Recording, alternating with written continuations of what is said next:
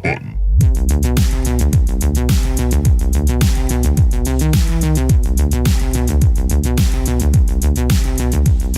No, you reminded me when you're talking about Punisher. You know what movie series sucks? Rambo. Oh, yeah?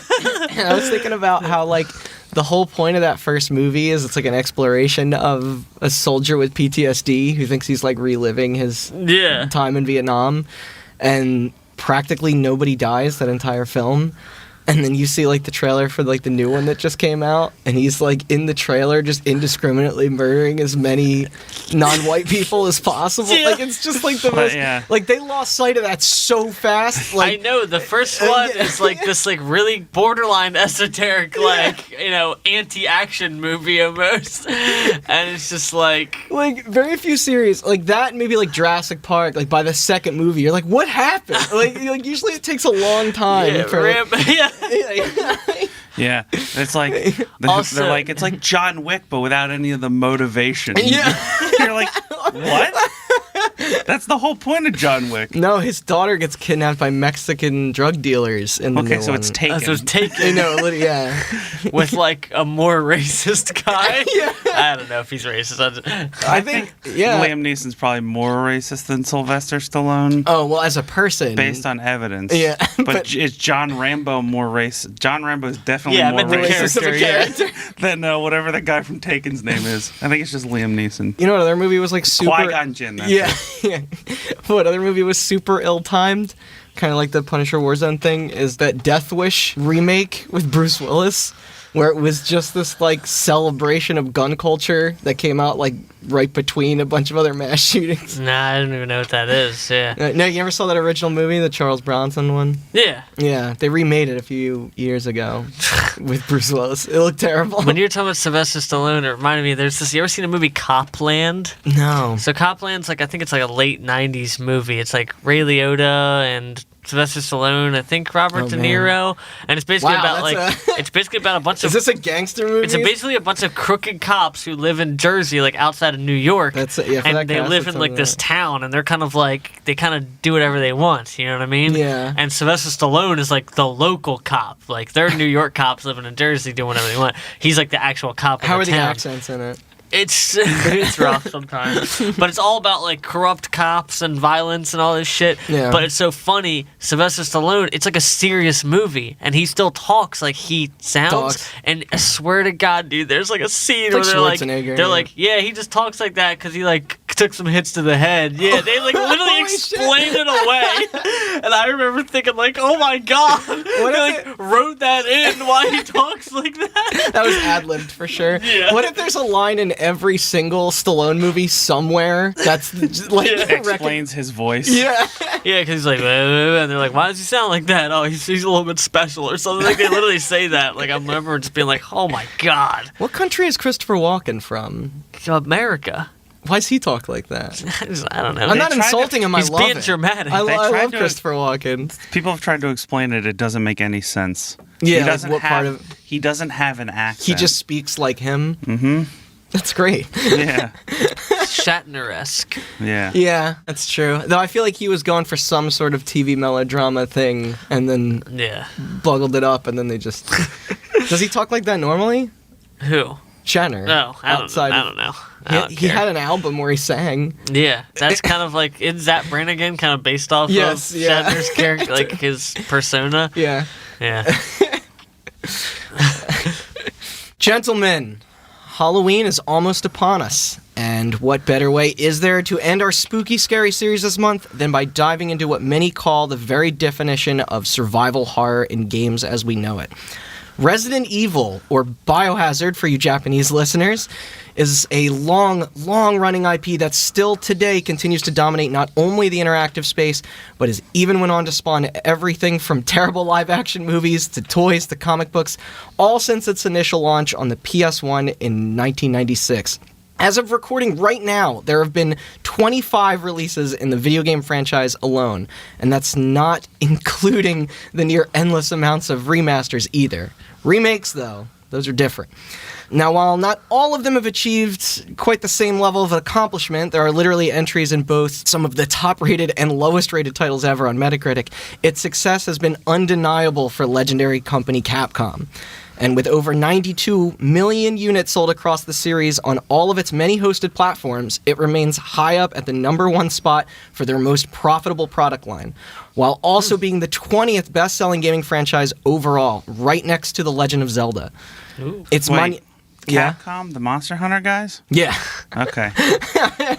The God Hand guys. I thought Monster Hunter did they do that? I thought Monster Hunter became their best-selling. That was their best-selling single title, Monster Hunter World, I think. Oh, I thought the franchise beat out Resident Evil finally. You know, well, not finally. Yeah, I'm not... You know what I mean?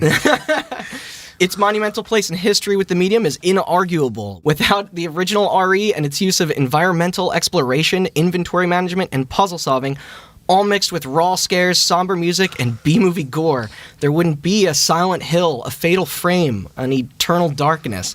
Beyond that, there likely wouldn't even be a Dead Rising, a Left 4 Dead, a Dead Island, or that very special extra Call of Duty co-op mode that's big enough to have its own standalone title at this point. And why do you think that is for that second batch I mentioned there?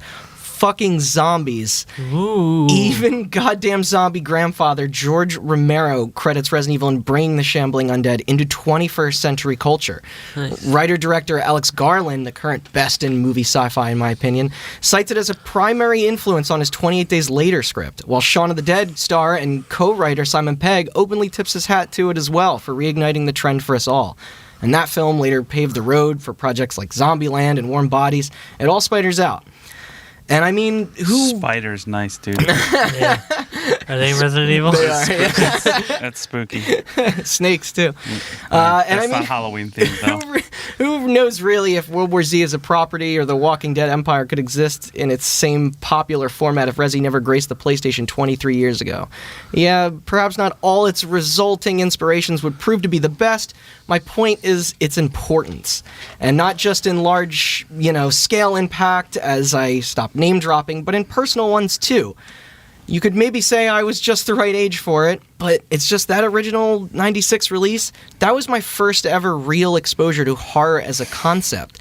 And I don't think that's a thing you ever really forget. That's right, you grew up in the suburbs. That first feeling of simulated fear. Being scared from something someone made is a powerful emotion. Some people seek it out, others hide from it. We even laugh at it on a few occasions. Hider, right here. There's camaraderie in it. Just the imagery of that game alone, its sound and ambience, atmosphere, reading its twisted journals, jumping at the zombie dogs crashing through the hallway windows, cracking up with my neighborhood friends at that opening FMV cutscene, and just awful translated voice acting. They're honestly some of my finest gaming memories as a little kid. But anyway, enough gushing, and you guys just wait till you hear my Tetris opening. It's time for us to talk about how this watershed saga came to be. I'm Randall Beatrice, here with partial Resident Evil enthusiast Austin Blakesley. Recent Resident Evil enthusiast. And non-Resident Evil enthusiast Chris Antuano. I've played like 2 or 3 of them, but barely. So before you get going, you said it's called Biohazard in Japan? Yes. So is Resident Evil 7 called Biohazard 7 Biohazard? No, it's called Biohazard 7 Resident Evil. And then here it's called Resident Evil 7 Biohazard. Yeah. I love that. Yeah. Also, the fucking Roman numeral being the 7. It's great. The coolest title treatment ever. Yeah. Because they didn't put a 7 on it. So in America, it says Resident Evil, but the V, I, and then the leftmost line in the L are orange, so it's a 7 Roman numeral. And then in the Japanese one, in the Japanese one, it's Biohazard, but the Z, except for the bottom line, is orange because it's a 7. Nice. Whoever designed that. Yeah, it's so cool. It's really cool. It's brilliant. All right, so you guys ready? Let's enter the world of survival horror. Yeah. Well, let's just say this is it. This is the last episode of Hotween. Hotween. I hope you enjoyed it. A month's worth of spooky shit. Yeah. I think we've been doing pretty good so far. We had to cut that one about oh, damn it. I was trying to think of something wildly inappropriate that wasn't like too inappropriate. We'll just bleep it. Just edit a bleep into there. Add a bleep there. We had to cut the one about... We had to cut redacted. Yeah. So what's interesting here is that it's actually kind of difficult to get into the history of Resident Evil Biohazard without first telling the story of Sweet Home, a little-known survival horror RPG released exclusively in Japan for the Famicom in 1989. It was also developed and published by Capcom and was based on a Japanese film of the same name, a movie that a few of us even watched in preparation last Sunday. So I will say it is up in its entirety to watch on YouTube for free and without any ads. Supposedly the production company affiliated with the project is no longer around, making its distribution technically not illegal, as no other studio appeared to have purchased the assets. This was great news for us since it did not look to be available to stream or buy anywhere that we could find. Yeah. But yeah, I recommend checking it out for those interested, especially during this time of year. The quality of that rip is also good and has English subtitles, of course. Me and a good buddy of ours, Matt, rather enjoyed it. You and Chelsea seemed indifferent. I don't know. It was fine. Yeah. I'm not saying it was like amazing by any means, but I thought it was fun. I think you and Matt liked it because it's like nostalgic, like an old horror movie. Yes, it's very Criterion. I think old horror movies are kind of stupid. I was impressed by some of the effects, and I still think that initial concept is cool. It's simple. It certainly doesn't waste any time jumping in either, which I like. Yeah, spoiler, when that chick melts, that was a cool effect. That was cool. Plus, I got a real kick out of seeing the all the early aspects of things that would later become Resident Evil staples. The house key alone that they show. And just a scene where somebody opens a door and that's it. It's just black everywhere else except for the door. The entire design, too, of the property that the characters are staying in, like, still continues to inspire RE in many ways that I believe are very apparent. There's one particular scene that might as well be the box art for Resident Evil 7. It's great. Anyway, the premise for both the movie and the tie-in video game each revolve around the story of a team of 5 filmmakers exploring an old abandoned mansion in search of finding the precious frescoes hidden there. Frescoes being a technique of mural painting executed upon freshly laid or wet lime plaster. This is a term that we did have to look up while watching. I think you Googled it because I didn't know what they were referring to. But as you probably guessed it, shit goes wrong, place is mad haunted.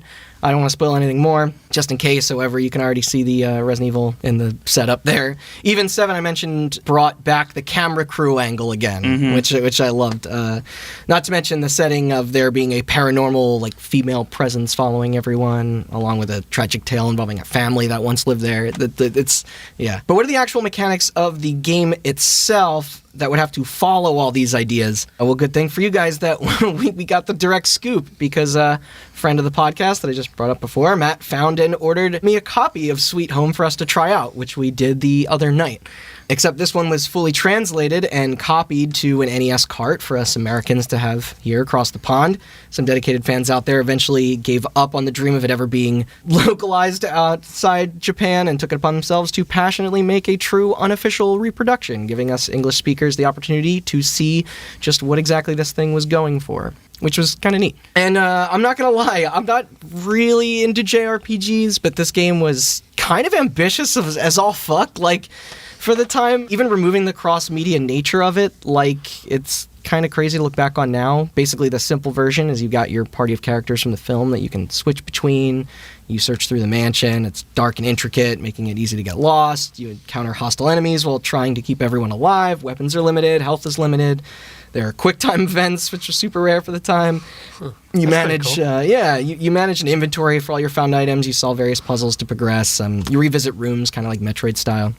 Much of the story is told through reading notes or diary entries picked up throughout the environment, which is very similar. Like, there are multiple endings too, depending on who lives and who dies in your party. That's from 1989? Yeah. But I don't know, what did you think, Austin, from what you saw in it? I don't ever want to play it. Yeah. It was enjoyable to watch. Cool. Yeah. Because, like, the whole idea is that you have the 5 characters from the movie. Yes. They all have, like, distinct abilities, I think, you, like, too. walk around with their party of 5, but then you can also split them into separate parties and literally split up and explore different sides of the mansion. The other group will stay there. And then you can just, like, switch on the fly between them and go back to the other party who might be on, like, the other side of the mansion. And then it's like... I think Resident Evil tried to do that again with Zero, like, years later. What's it look like? Top down. Top down. It kind of looks like a Final Fantasy, like an old school Final Fantasy. That's what I'm picturing. Yeah. And like, yeah, the quick time events are like you'll be walking and randomly it'll be like a chandelier's falling. What do you want to do? A duck, dive left, dive right. It's a bit aggressive with the random encounters. Yeah. That's kind of like, it breaks the pacing a little bit. I was talking to Matt when we were playing this, but one of the things I actually like a lot about what Pokemon did when that came out was have very specific areas where random battles would happen rather than just everywhere, few feet. Yeah. So you could kind of avoid it if you weren't looking to engage with that stuff, but this game is just like every foot. Like, yeah. It seemed pretty unforgiving too. They definitely don't explain shit when you boot it up. It literally just like right into it. But it's neat. Yeah. And it's definitely, what's that? There's a line in the game where he's like, we're trapped in the home of residing evil. Yeah. And me, you, and Matt just went, oh. Yeah. That's the thing. Yeah. That was pretty good. And you can't forget the blood and guts either. All of these elements would absolutely go on to become vital parts of Resident Evil. It even showcases the iconic door opening animation that would later return as a way to mask the PlayStation 1's loading times. Yeah. But it's great. This is all like an 8-bit NES game that I'm talking about. Like, if we didn't say what you'd think, you just would picture something modern like in your head. But all of it, contained precursors that would still get used decades later. There are also plenty of other features, though, that would not go on to be comparable to Resi. For starters, I did say that at its core, it is a role-playing game. Turn-based combat. Yeah. The encounters with those supernatural bad guys would send the game into a first-person view for turn-based menu combat. As Austin said, it's definitely like you're going through... like it looks like RPG Maker. Yeah, a little bit, yeah. Players would get experience points and unlock moves for those fighting in their party. Up to, I think you could have 3 people at once with you. You can split them off into groups of 2 or 3 or 1. Confusing menus and items just that like Resident Evil. You don't really know what to do with. That control scheme with only having 2 buttons definitely made learning that stuff a little rough at first. There was also one other major thing that would separate this title from our game in question today, and that was the permadeath. If one of those 5 characters are killed, they would permanently remain dead for the rest of the game. What the fuck? Yeah, now while there are technically ways to revive said party members, it does demand specific items, and it is not a simple task. I don't think we lost anybody from where we are. We played for like 3 hours, 4 hours. To be fair, you lost a lot of people. You just abused that reset button on that NES. Yeah.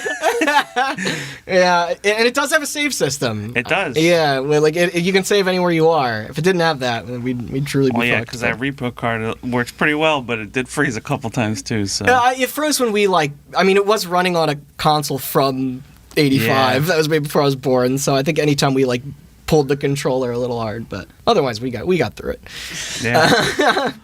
Now, Resident Evil was never known for being the easiest game to get through in your first try, but Sweet Home is downright unforgivable. One tiny slip up on a rickety floor, or forget an item, and your character could be out for the count. It's pretty, it's pretty brutal. So who the F made this thing, and why ain't I heard of it until now, I guess? I've been shooting at Zambos for years. Well, the game's director was Takuro Fujiwara. This dude was an absolute legend at Capcom, even by this point. He was lead on Ghosts and Goblins, Puyan, Bionic Commando. He even helped produce Mega Man with Kenji Inafune. Nice. Hot off of Strider, Fujiwara was commissioned to start work on Sweet Home and for it to be complementary to the film, a film that was technically still in production at the time. He even toured the movie set to gather inspiration, and director Kiyoshi Kurosawa actually gave Fujiwara permission to take some liberties with the game's script, as long as he was able to also supervise the production on the video game as well. This actually wasn't the only shared staff, which I find very interesting when you think of how tie-in products are made these days. In fact, both the game and the film share the same executive producer as well, Mr. Juzo Atami, who unfortunately would suffer from a bizarre death years later involving a staged suicide from falling after members of the press published evidence that he was having an extramarital affair. What the fuck? The incident supposedly was orchestrated by members of the Yakuza when the group became angry at the portrayal of the gang in Atami's anti-Yakuza satire film, Minbo no Ana, a controversial movie that he had already been attacked and beaten and slashed for several times only 6 days after its release. This display of terrible violence on such a public figure actually did lead to the crackdown on the Yakuza by the Japanese government. Jeez. Now we just make fun of them in video games, I guess, right? Like considering the Yakuza series and stuff. Yeah, exactly. But yeah, I believe Sweet Home was his last acting role as well. That's pretty cool. The shared producer and all that stuff. Like that's how it should be done, probably. Yeah, totally. I agree. You should make him tie in. You know. Mm-hmm. They were clearly passionate about this. Yeah. Yeah, like they did with the Avatar video game. Remember that? James Cameron was involved. The game was called James Cameron's Avatar. Really? I didn't know that. I was just thinking about how bad the Avengers video game is going to be, and it's like, you couldn't have an easier subject matter to make a video game about.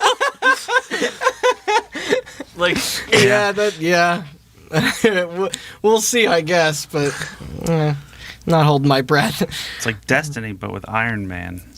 Dude, nothing will beat that Hulk video game where you could rip cars in half and smash them under your fists. Oh, yeah, Ultimate Destruction? Is that what that is? Yeah. Way better than either of the Hulk films. Oh, yeah, of course. All right, so game is in full production while things on set are finishing up as well. I promise we'll get into Resident Evil real soon. Sorry. During this process, the movie's director, Kurosawa, reminded game director Fujiwara to not really concern himself with following their story exactly and to basically have fun with it. This led to the game's plot having all those several different endings diverging from what we saw the other night, which was a very unprecedented idea at the time. To have a video game expand on a feature film's narrative this way. Yeah. It's cool. That seems like a lot to put on a cartridge, isn't it? Just like your typical gray fucking bullshit. Yeah. But I won't delve too much in the development of Sweet Home today, as we still have much left to cover. So let's just skip ahead and say the game is officially released on December 15th of '89. Still in the same year as its movie counterpart, but more around its home video launch rather than its theatrical run. Despite simultaneous promotions for commercials and trailers of both products being shown together, which is cool. Like there are literally trailers for the film, and then it's contrasted against footage of this game. They were planning from the beginning, it felt like. That's a good way to do it. I want to show Chris this picture. This is the quote. Oh, is that the residing evil? Yeah. Yeah. It says, "You must escape this house of residing evil." And we'll get into, I remember you reminded me that we very much have to talk about why Resident Evil is called Resident Evil as well, because that's also fun, very funny. Is it because attending really evil was taken? No, but Biohazard may have been. What about medical intern, not that bad a guy? Was that taken? That's the guy down. Get it, Resident. All right, I'm out. But response to this game was good. In fact, many critics believed it was even better than the film itself. It even sold well enough too, although apparently not enough for Capcom to pursue a release in any other territory. Many claimed it was due to the RPG nature of it, not being as well accepted of a genre outside of Japan. Well, in 1989, no, we just wanted football and hockey games. Yeah, here in the Western market, especially, that could have been some influence, sure. Others will still stand by the fact that the title also featured some pretty gruesome imagery. It seems, pretty innocuous now, but that Nintendo was still pretty dissuaded from attempting any localization because of it. Remember that video games were just starting to get a little more kickback from that sort of thing here in the States than over there. It took. They had to make it a white guy with a mustache in order for us to play a Japanese game. He's from Brooklyn. Well, all of that and the actual Sweet Home film itself would have been an unknown property here, considering it's Japanese-only release. But that's the story of Gone Home. So what do you guys say we skip ahead? Sweet Home. God, I did that earlier too, didn't I? You keep calling it Gone Home. It's not the story of Gone Home. Yeah, it's a future episode. So what do you guys say we fast forward again a few years and No? Can you just talk about what everybody specifically did in those few years? Hey, everybody was just sitting around. Lunch, breakfast, dinner, all that stuff. When I was doing research on the for the Tetris episode, I found people that were documenting as much information about the game as I could. And I got to one point where they were they had a lot of personal information about Alexei Pajitnov's life, which was very interesting until I got to the part where it was talking about his diet. And I was like, listen, I love Tetris, but this doesn't seem entirely necessary. I don't think this is going to make it into our... Do you think when he packed his lunch, he was like... turn. Trying to fit his thing in. The lunchbox? Just he fit it all perfectly and then it disappeared. Damn it! Slammed the table.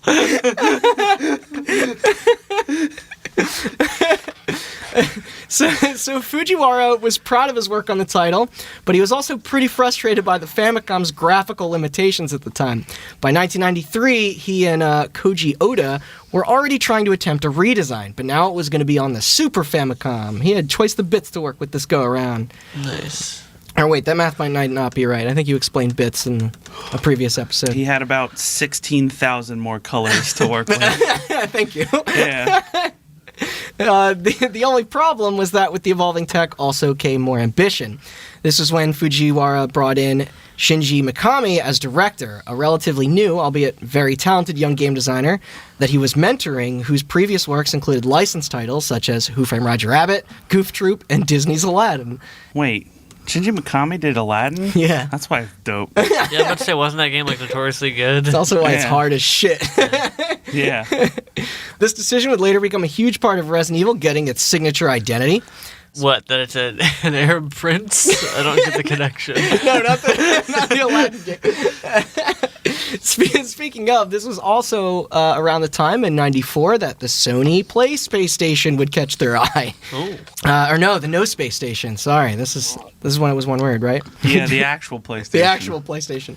Upon viewing early tech demos of seeing what the system could achieve with real 3D, the idea was proposed of making a remake as an entirely first-person experience. A remake of Sweet Home. I almost did it again. First person from the beginning. Yeah, for maximum horror immersion. Yeah. A prototype was even made with its only screenshot being almost reminiscent of Doom. However, the concept was obviously later dropped due to certain constraints as well as a change in vision, and thus it wouldn't get revisited again in the mainline series all the way up until Resident Evil 7 in 2017. Could you imagine a video game company now making a licensed game and then being like, we fucked it up the first time, but so now many that years the later, PS5 is out, we're gonna try to make Cars 3 the video game again. What movie property that's X many years old would just be the most Yeah, we're gonna make Peter Jackson's King Kong again, but for the Xbox 3 or whatever it's called. Actually, you know what? The King Kong game was awesome. Yeah, I know. First of all. That's what I'm saying, but the graphics weren't there. It would be hilarious, though, if they tried to do that after another King Kong movie already came out in the meantime, and it was based off the old one. But no, it's just funny to see. That's crazy. It was going to be first person right away. Yeah, and we'll get into that again later. You know, first person is scary. You know what's scarier? Making it so hard to aim that I never want to play this game. Hey, it adds to it. The tension. You don't understand. I just find it interesting that it just seems like RE7 is the true vision of what the first entry was kind of supposed to be. Yeah. Yeah, and everybody hated it. No, they didn't. Why? I thought it was really good. It was very much I beloved. know. That's what I'm saying. It didn't sell as well. And it sold well. It just didn't sell. When companies have stupid expectations, like Square Enix does it a lot too, where they're like, "What do you mean our reboot of Tomb Raider didn't sell 45 million copies?" Meanwhile, it went on to sell 12, and they're like, "No, not good enough." Because RE7 sold 7 million copies or something, or 6 or 7 million copies. That's really good. Oh yeah. But they're like, that's not Call of Duty numbers. It's, I don't know. The unrealistic expectations that it is. Yeah, these companies have for games. That's not Call of Duty, because it's not just shooty bang bang video game. It's got I guess substance. Call of Duty's a Western thing. I should have said it's not like Monster Hunter numbers or that the game's best dumb. thing Capcom's ever Come at made. me. Hey, I'm being for those listening, I'm being sarcastic. You know what'd be cool? Let's make a crazy action game where you fight giant monsters. That does sound dope. Okay, but we'll give it fighting game controls, and we'll make it the slowest imaginable action possible. That's why Lost Planet is the best Monster Hunter game. I was playing The Witcher the other day, and you know what I thought? I don't have to sharpen my sword enough. Monster Hunter. Yeah, I was playing The Witcher, and I was like, what would make this battle with this hard creature already even just a little bit harder? If I want to do attack, I have to left, right, X, up, B, A, forward, and then if it's just a 1/4 of a degree angle off, it'll miss it completely. Oh my god! I had to wait a minute to finish the animation. Hearing our friends try and to get that party system working, the multiplayer. Why I quit. I tried to do that with a. What? I don't know who it was. I made them download it when it came to Game Pass, and we were trying to play, and I was like, "Oh my god, it's like so annoying." They're like, is there like a flare that you have to like send out? Your friend can join the mission to play with you, but they can't join during any cutscenes. So you have to watch the cutscenes and then invite people. And they also have to be in the same world as you because the worlds are only 16 players. But you can't share a social hub. Like the social hubs are individuals, I think. And it's just very convoluted. Does it at least keep people with you? Because our friends kept having to do it over and over. You have to do it every time. Jeez. So anyway, Argon... That's a real scary video game. Fuck, I almost did it again. So the game was then repitched instead as a third-person title, but now with all the pre-rendered backgrounds to use as much as the tech as they could. This is why the characters themselves only appeared as real-time polygonal figures, while everything else behind them seemed to be so realistic.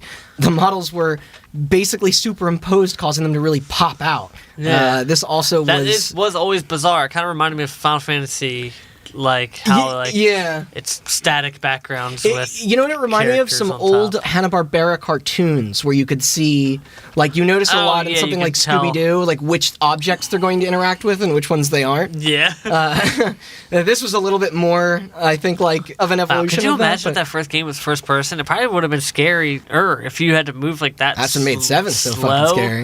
Like, and then fiddle with the controls. Yeah. This also was what led to the fixed camera perspective as well, a token mainstay for an endless amount of future titles to come, both in and out of the franchise. But this change didn't exactly come out of nowhere. During production, Mikami discovered 1992 PC game Alone in the Dark, which heavily influenced him to adopt their more cinematic style. He even later said that if it wasn't for Alone in the Dark, that the original Resident Evil probably would have tried to stick with the first-person view instead. That makes sense. I don't think the tech was there to make first-person as cinematic as... Not back then.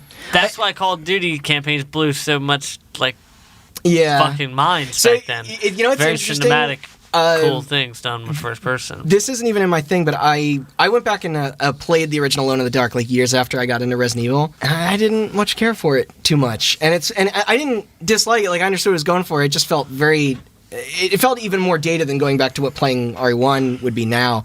And that's still not to say it's not incredibly important, but I think there was a preview episode where we were talking about something, and you were talking about when a game does something better, and it's like, you can acknowledge and respect like where something takes things from, but you can also understand. You also retain the right to be like, this did it right. Oh yeah. I had a conversation with Borderlands 3 recently. I was like, it feels like Destiny, and I respect it, but Destiny still did it better. Now it's kind of hard to say how well that first person, like, how those systems would have turned out. Our director was supposedly at first very hesitant with the change to the fixed camera, stating it, quote, had an effect on immersion, making the player feel a bit more detached. It's just once he saw what dev kits were capable of with the pre-rendering of those backdrops, the high levels of detail they could achieve over the 3D FPS view of the initial draft, the decision then became a no-brainer, especially considering the issues that version was dealing with, in which he later claimed that first build, quote, didn't get along so well with the original PlayStation specs. I can't say I remember many first-person shooters on the PlayStation, or first-person games in general. Was Kingsfield on the... I mean, there was probably a version of Doom and Wolfenstein on PlayStation. They ported those to everything, but... Yeah, off the top of my head... Not like the N64, where you had GoldenEye and Turok and... What about Medal of Honor? Ooh, yeah. That's all right. That's probably like... Yeah. Wait, wasn't Turok also on the PlayStation? No, I think Turok was just on N64 and PC. You saw that with certain games like Shadows of the Empire and stuff, I think. Doom, Quake. Oh, Quake. Duke Nukem, Medal of Honor. All right, there's more than that. There's a couple James Bond games, a couple Alien games. The Tomorrow Never Dies game was third person. Also thought about the Alien games, yeah. Star Wars Dark Forces. Whoa, there's a version of Dark Forces on PS1? Apparently. I wonder how that is. South Park, the video game. That was on the N64 as well. That game's terrible. N64 version. I had the PlayStation version. Boy. Yeah. At least South Park would get a good game a decade and a half later. Army Men, Sarge's Heroes. That was third person. Oh. That was on this. Rainbow Six. Yeah, and that's on the PlayStation Classic or whatever. When you were saying that is a bad version of that game. Yeah, when you were saying Resident Evil the first one could have been first person, I thought Rainbow Six immediately, like that it would have felt like. Well, I think Rainbow Six came out in 2000 after the DualShock controller came out because the PlayStation controller didn't have joysticks initially. So, yeah. Yo, you remember the last mission on the N64 Rainbow Six where you couldn't get seen by anybody? That game is impossible from the beginning. It's fucking possible. I was just thinking about I actually just had like a real anxiety flashback for a second when you brought up. At least that game had split screen. I don't think the PlayStation 1 did. By the way, I would subject my friends to Rainbow Six did have controls where you didn't have the dual analog sticks because the PlayStation Classic doesn't have dual analogs, and they are garbage. I think there are like certain you have to like hold down. Like select and a trigger to like look up and down or something. Yeah, it's something like that. It's rough. Sounds like a blast. Yeah. As opposed to the N64, obviously PC version that you can. Yeah. It's like we were talking about with Monster Hunter. They're like, all right, breach this door. There's a guy behind him. Shoot him. And you're like, okay, L2, select, triangle, R1. The game just shuts off. The giant bomb quickly where they couldn't figure out how to open a door because the action button is like 3 buttons. Like you can't just walk up to a door and like hit square to open it. You have to like go into action mode. Like, and it's only on this version of the game. It's not like that on the other consoles, but like it's funny. And the other platforms, but even so, though, the use of all those PS1 tools at their disposal and with all those extra polygons, this was allowing so much more than what they ever thought was possible before. This, of course, only led to fuel more ideas, which in turn convinced the higher-ups at Capcom to want to staff up the team. The PlayStation was already set to be out soon in Japan, but its launch lineup wasn't exactly full of any killer apps yet. It would be huge for them if they could get something on the platform for sale that people never saw before, especially on a console. And especially for us here in the West. Something that we would find appealing when the Play non-Space Station would hit there. Sony was absolutely down for all of this. Remember, this was going to the cool console for everyone after all, including adults who were over kiddie platformers. At that point, if you go back and listen to our PlayStation episodes, you can see at that point they were looking for fucking anything to help them, get out ahead of Nintendo. Which was incredibly smart. Yeah. I think even in your Sega episode, you brought up like the importance of third parties at that point. Oh especially in that era, nobody had like the monopoly except for Nintendo to be able to like. And the biggest thing separating the Super Nintendo from the N64 is like a lot of those staple third parties that Nintendo would work with shifted over. Yeah. Like Capcom and Konami and everything. It's if they didn't see what the PlayStation was in this story, presumably they probably would have stuck with the Super Nintendo or even the N64. Oh, yeah. In which case we couldn't have gotten that live action fucking intro. The thing was, about all this though, is that what brand recognition would an obscure 1989 Japanese horror movie have anywhere else besides there, or even there? They kept coming up with more and more ways to make this title different. It only made sense to just turn it into its own thing anyway. Thus, the first chapter in our franchise was born. The thing was, Fujiwara was not going to let go of the spooky mansion environment and horror setting. Well, while also still wanting to keep so many of the elements that were present in that initial NES release, or Famicom. Sorry. Yeah, that makes sense why Resident Evil 1, in like the grand scheme of the storytelling, doesn't like necessarily environmentally super fit in. He said, quote, "The basic premise was that I'd be able to do things that I wasn't able to include in Sweet Home, mainly on the graphics front, and that he was, quote, confident that horror games could become a genre in themselves. Creating a title like this was a risky move, as there wasn't a lot to really go off of before in this space, not to mention in Japan. Yeah. Interestingly enough, director Mikami was initially very reluctant of this early on because he, quote, hated being scared. He eventually receded and carried on with the project, but only after he fully understood how exactly it would be frightening." Like, it's I just find it so funny that this, like, director of... It's like if George Romero, came out and was just like... zombies creep me out. I died reading that. I was like, you're telling me the guy responsible for Resident Evil's like, I don't really like spooky stuff. Yeah, I don't know. I don't play. I guess objectively, you could probably still create like a good. Well, that's the thing. I think he was into it once he realized, like, he's behind the curtain, so it's not, you know. That's how I feel. Like, I feel like I don't really like horror games at all. Like, I've noticed that with I don't like being scared in video games. Oh, it's not. I love it so it's much. It's not something I look for. But when it's done well, I should say. With that said, I have played hard games, and there are ones where it's like, when you get like enough of a laughable control of the situation, it's almost like, oh, I'm behind the curtain. It's not as like, you know. You know what I had an affinity for a little while was when non-horror games would suddenly become horror games in weird moments. Yeah. Like, I think things like Ravenholm and Half-Life 2 are extremely effective. Very scary. Like, it's the sound, it's terrifying. Especially like when you get... It's just a little chapter of a bigger thing. Like, when you get... Well, to be honest, like, it's not like Half-Life 1...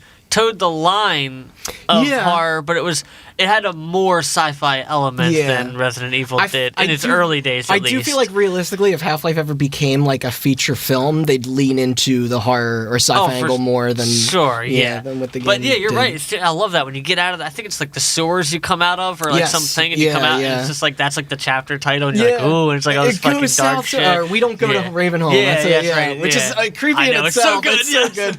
Yeah, those chapter names. So let's get into where the world of Resident Evil would come from a little bit. One of the most notable features that gave Sweet Home its identity was its use of environmental storytelling that I mentioned before, and this game needed that lore too. The player needed a reason to want to explore the house after all, rather than just, to escape it. Yeah. During the first 6 months of this development, Mikami if it were up to me, I'd be trying to get the fuck out of here as quick as possible. I think the first thing I tried to do was open the front door, which I think at the opening cutscene, like, they stop you. Like, I think Wesker or somebody, like, is just like, don't open that door or whatever. But then if you tried in the remake, they let you open it, and then a bunch of zombie dogs come in, and I was like, that's funny. But Mikami, during this, he would work on the game alone, like by himself. He created concept sketches, designing characters, and writing over 40 pages of script.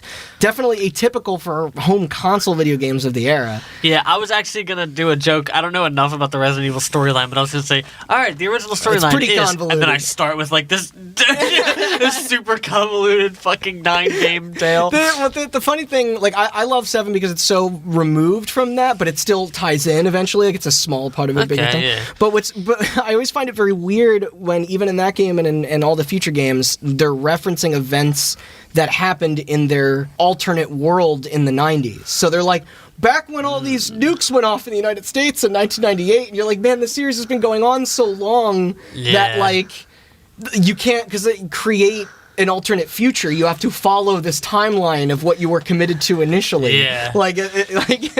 But this was when our director would begin to dive a bit more into horror pop culture from around the world as well, citing Kubrick's The Shining as a huge influence on the design of interiors of the Spencer Mansion, like, for their backgrounds. But for every inspirational Romero film he watched, he would also find some that he didn't like or wanted to avoid being compared to, such as the 1979 film Zombie, which I guess I agree with you, Mikami. Like, Dawn of the Dead is a way better movie than Zombie. But in fact, he was liking George's work so much that it actually became the key factor in altering the psychological Japanese horror setting left over from Sweet Home to instead a more American zombie setting. I was going to say that. From what I was based in raw survival. Yeah, from what I was looking at in the screenshots of Sweet Home, it seemed very, like, monstery, not necessarily... which is funny because the movie doesn't actually have a lot of visual representation of what's haunting them. Like, it's mostly shadows and tricks of light and stuff like that. But, classically Resident Evil seems... they've always made sure that not just be, like, zombies. Yeah, exactly. It seems more zombie-centric. Like, where does Resident Evil take place? Did they ever say? Is it fake? Is it real? I mean, Raccoon City is obviously not real. That's essentially their surrogate New York, kind of like Gotham. But they always give regions, because the Spencer Mansion is in the Pacific Northwest. Oh, okay. Just like Resident Evil 7 takes place in Louisiana, but I don't think the residence or town is real. Yeah. But, like, what's interesting here is that the game already featured undead enemies. Like, that first screenshot still had a zombie in it, because there are zombies in Gone Home, even though they're not in the film. But instead, he wanted to push the entire plot to be zombie focused, like how to deal with them and where they came from and who they were. Like, I'm not sure he was expecting Umbrella to become like the most well-known evil corporation in the media. Like when you think about game company, you think about them in Black Mesa. You know, people have Umbrella tattoos and it's on all the merch and stuff like that. Like you never really know. I have a Black Mesa tattoo. I know. That freaks me out every time I see it. Really? Because I forget that it's on the back of my arm. So if I just stretch, I'm like, what the fuck? I've done that before. This is a weird thing to leave in, but I just think it's funny. When I'm drying my hair out of the shower, I forget I have one on my back shoulder blade because I never see it. Yeah, and then so like for 2 seconds, I'm like I think like a bug's on me or something. Like even though it's much larger, but I don't know what it is. Like it. Now, once we had our bad guys, we then needed our good guys, too. Jill, Chris, Wesker, who, of course, during the course of the game would be revealed as the villain. Sorry, spoilers. In case it wasn't more obvious. He has the most gruff voice and sunglasses. It's so stupid. But we had our good guy. Yeah. But we had the STARS team, which I always like the name of their thing. Isn't it an acronym? Yeah. It is, something tactical assault. Damn it, look it up. The fan of me is like real angry at myself right now. This was our cast of characters, minus a black comic relief character and a big cyborg for some reason, who would later become Rebecca Chambers and Barry, respectively. Probably a smart change there, but... Yeah. Turns out if you Google the game wouldn't STARS, go through some... Resident Evil doesn't come up. Yeah. Did you all caps it? Is it the network? Did you put periods in between each... Oh, the start. No, that's spelled differently. There's a Z in there. It comes up with the Dallas Stars. Maybe that's because I look up hockey more than most people. Google knows. Special Tactics and Rescue Service. Okay. Yeah, at some point. I got one word right. Tactic. Yeah. Tactical. The studio also wanted the cast to feel alive, and despite owning their own motion capture studio facility at the time, instead opted for all of the movements to be fully animated for the characters. Oh, Capcom? Yeah. Oh, probably for Street Fighter. Yeah. Yeah. I was like, why the fuck did they have a mocap studio? Granted, motion capture studios back then were, I'm sure, not what they are now. Wait, it wouldn't make sense for Street Fighter. Why not? That's all 2D. Yeah, but they wouldn't still map out the movement? Why or would Capcom have a... You're right, I guess they wouldn't. More like Mortal Kombat did, but yeah, it wasn't them. Yeah, actually Mega Man's all mocap. There had to be some game. I'm trying to think of Capcom. It says that they had one. I don't...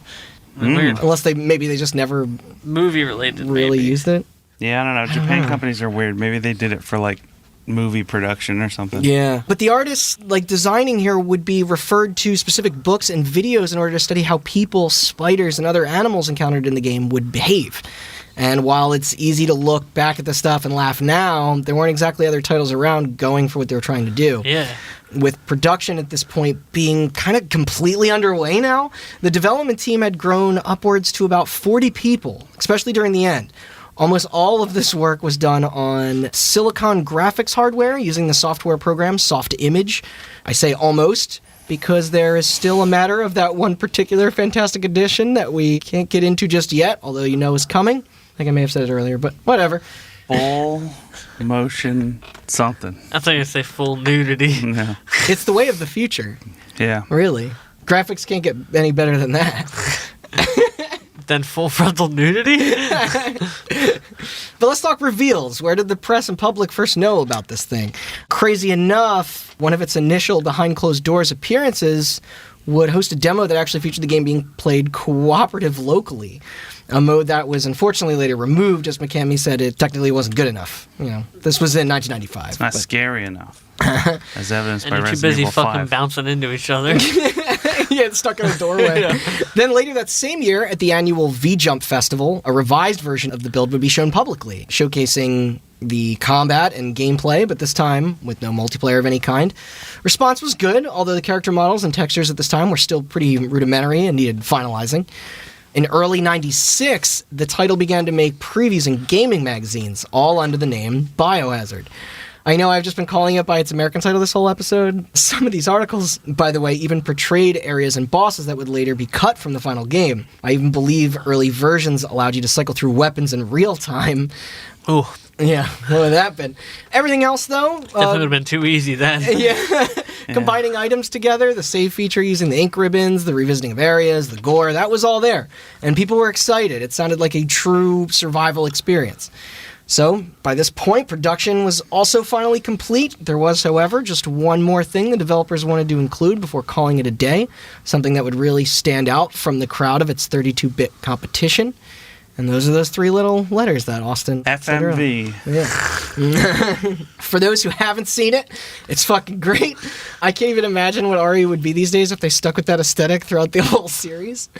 But it should likely all be on YouTube, although honestly, the uncut one that's in color is still fairly hard to find, surprisingly. Mm-hmm. It's very Evil Dead-like in nature, a lot of low swooping camera angles, like tons of fog, and the makeup and all the blood and guts is real, like, wet-looking. Oh, of course. Yeah, it's great, and so dumb. Like, it's honestly even more cornball than you remember, the way it introduces all the characters and the CG monsters and all that. One of the first notable things, also, is that the cast is of American actors, despite the Japanese studio and the fact that it was all even filmed there. This was to remain consistent with the Western setting. I was going to say, probably. Yeah, and the fact that all of the releases, including the one in Japan, would use English voice acting for the game itself, which I didn't know that. Captions and text would obviously all be translated, but the marvelous lock-picking and Jill Sandwich lines would remain the same in each territory. Supposedly, Japanese VO performances were still recorded, except they were left unused when Mikami found the quality of the performances inadequate. I wonder if it just has something to do with the fact that PlayStation was trying to hit, like, everywhere.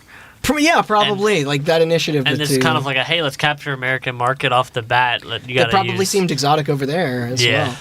But I just find this absolutely hilarious, by the way, when you consider the quality of the English voice acting. Exactly.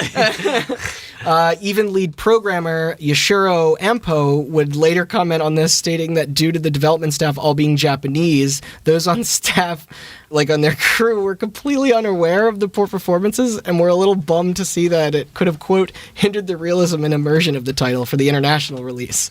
Yeah. This was one of the primary reasons for the redub in the 2002 GameCube remake that we'll get into soon. Speaking of these last editions, now it was time to get the title ready for launch across the world, but not first without running into a few funny problems. The first of which being its name. Here we go. Yeah, so I know Austin asked me the other day if I was going to bring this up. But yeah, it turns out Biohazard wasn't going to fly over here in the States or in Europe.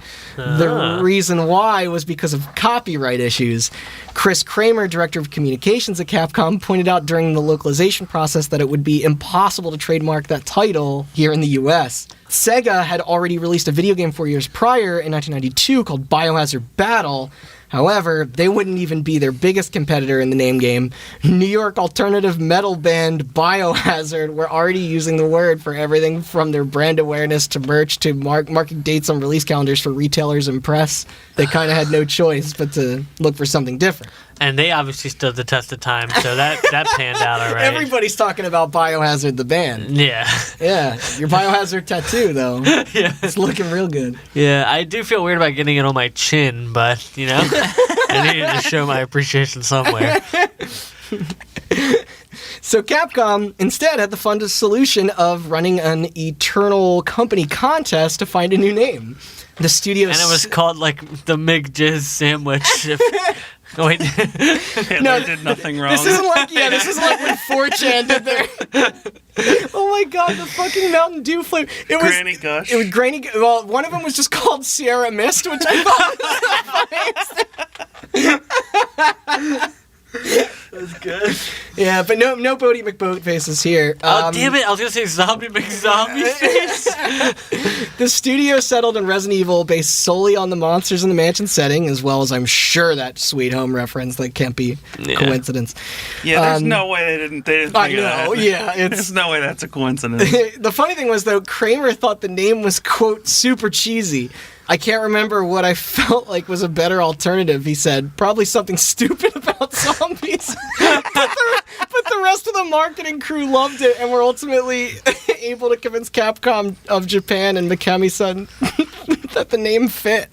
To be honest, like, retrospectively, yeah. Yeah. But it is kind of, like, a little on the nose. I know. I just think that's hilarious, though. And it's just, like yeah. It's the most off-the-cuff, like, yeah. It's just like, I don't know, probably something stupid. Here's the funny thing, though. I think I've gone on record maybe saying this here before. You can call it a bias. I love the name Resident Evil. Like, I think it's great. It's campy, it's original, it sums up the type of thing it is, which I think hardly games ever do anymore. It's just plain enjoyable to say. And honestly, it's one of my favorite titles in the business. Yeah. Like in my opinion, I think it's one of the best. Maybe only behind like Hotline Miami and Grand Theft Auto. Like, I think Grand Theft Auto is brilliant. Yeah. You don't like Gears? That's not your favorite name? Don't make me go on that rant again. But we had our title here in the West. This would lead for new cover artwork to be commissioned as well. Thus, comic book artist Bill Sienkiewicz, whose works include way too much for me to list right now. He drew up the American and European box art. I used to think it was real dumb looking as a kid, but now I think it's kind of great. Probably because it is so dumb looking. I'm looking. Yeah, the dude's facial expression on it, it's just mwah. Look at please Google it. Is this one? No, that's the remake. Sorry. Yeah. Type Resident Evil 6 box art. Or sorry, Resident Evil box art 1996. Yeah. Look at that. You look like photoshopped giant tarantulas. Yeah, I do like the big spiders on it. That's funny. That Impact red font, though. It's bold.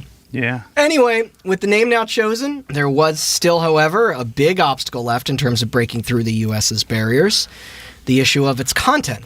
While the ESRB, and please look up that trilogy of episodes, and its initiative had only been in effect for less than 2 years now, it doesn't mean studios still didn't have cold feet when it came to portraying on-screen violence. See, over in Japan, they didn't have a pesky rating system to worry about yet. Although across the pond here, the aftershock of Mortal Kombat and Doom were still leaving parents and politicians pretty flustered. Like the dorks they are. So company Capcom decided that the best course of action to avoid a similar controversy would be to just nip it in the bud before it even happened. They especially didn't want Sony to be upset this early in their newer relationship. This meant several considerable changes for the international PlayStation release over the Japanese original, primarily in that opening movie. Remember when I mentioned the color thing before? Yeah. Yeah, it's a European and North American markets got a black and white cut of it, as opposed to the original one being in color. This was maybe to mask a bit of the blood and gore featured, I guess. Not only that, but there was still tons of other heavier edits in it as well. They replaced shots of mangled corpses with newspaper clippings, removed scenes of disembodied limbs, the part where they have Cerberus, zombie dogs killed Joseph is gone, along with one of the monsters getting shot after. Even the first major scare sequence ended up on the chopping block, like that famous scene where it cuts to the video and the zombie's eating the guy's head and the head drops. That wasn't there in our version here. I'm curious if you guys remember this, because normally it cuts to like a CG scene. I think it's the one colleague, Kenneth, who dies. Sorry, I'm trying to retrace my... But in the Japanese version, the zombie drops the person's bloody head and it like rolls on the floor. Like this was entirely cut out. That's interesting. However, this is my favorite. There was one other altered moment that was so fucked up, I'm amazed any country could have ever handled it. It was when character Chris Redfield was shown briefly smoking a cigarette. Ooh. Get that shit out of here. A what? Wait, wasn't Metal Gear out or about to come out? No, that came out in 98. Okay. So it only took 2 years before... We went cool with SAGs again? We went from hating cigarettes in a scene to fully having them as an item you can actively use. Yeah, I think it mechanically had a purpose in that game. I mean, it lowered your health, which maybe that's why we thought it was see the lasers. Yeah. Despite all these tweaks, though, it's true. Despite all these tweaks, though, the game was ultimately still released on the PlayStation as one of the first games ever to receive the mature rating from the ESRB. Oh, wow. Yeah.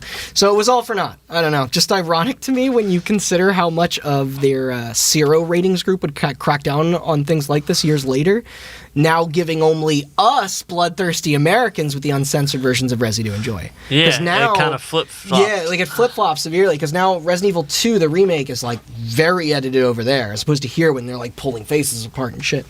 Nice. Yeah, so with that, our game is just about ready to go gold when one last thing gets brought to the attention of the studio, regarding its North American release, and that's rentals. In the mid-90s, we absolutely loved renting games and movies here in the US of A. Now, obviously, these businesses existed all over the world, but they wouldn't catch on everywhere to the degree that they did here. So Capcom, they had a solution. Mikami noted that at the request of the American staff, that the American edition be made harder just so the title couldn't be rented and completed in a few days. The guy even later stated that this version proved itself to be fairly difficult for their own dev team, who had to play the game very carefully in order to complete it. The auto-aiming function was completely disabled, and the number of ink ribbons found by the player for saving were greatly introduced. Wait, there was auto-aim in that game? In the Japanese, yeah. They really wanted to do everything they could to keep us English speakers from blasting through it. Yeah. But with all our bows now on top, the groundbreaking title was finally ready to ship. Our director, he was nervous, stating he was worried how well a horror game would really perform. Even producer Fujiwara said the game was originally just targeted towards a core audience and only expected to sell around 200,000 copies. Neither them, nor the team, nor Capcom ever thought it would go on to sell the way it did. And boy, did it ever. But before we get into the numbers, I have to ask, what was your guys' experience with the Resident Evil 1? Not the remake just yet, but did either of you guys play it back in 96? Were you aware of it or the culture kind of around it? No. No? I told you, I think I said this in the PlayStation episode. Oh, maybe. I didn't play any of the adult games for the PlayStation. I played Spyro and Crash and stuff. I never played the original Metal Gear until way later, and the same with the original Resident Evil. I played Final Fantasy, Metal Gear, all Crash and all that shit, but I never played Metal Gear. I never played Resident Evil. You referenced Dino Crisis, I think, at one point. Yes, I have played Dino Crisis. So fun. That's the same guy. Yeah, exactly. And it feels exactly the same. It does. Just dinosaurs. But it's got dinosaurs in it.